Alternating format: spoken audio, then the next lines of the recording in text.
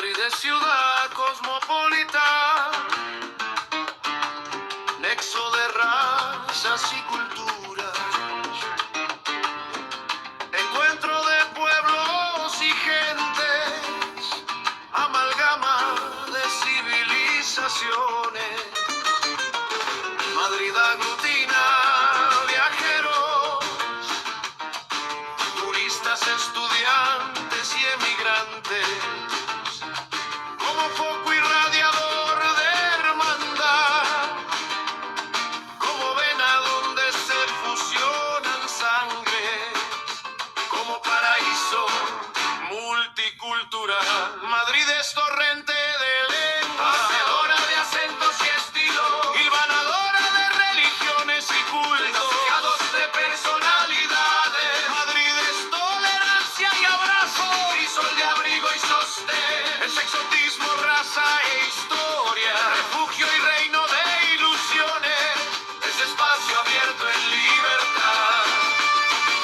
Madrid aglutina viajeros, es nexo de razas y culturas, como foco irradiador de hermandad. Madrid es torrente de lenguas, como paraíso multicultural. Madrid es tolerancia y abrazo, mezcla, fusión, eclosión. Madrid es silvanadora de religiones y cultos. Madrid es ciudad cosmopolita,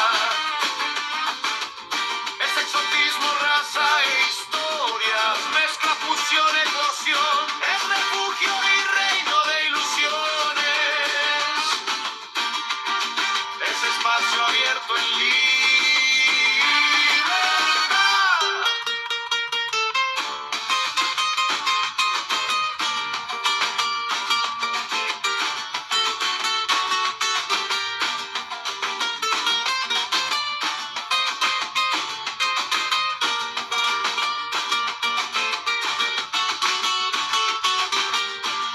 Madrid es tolerancia y abrazo, Madrid es esenciadora de personalidades,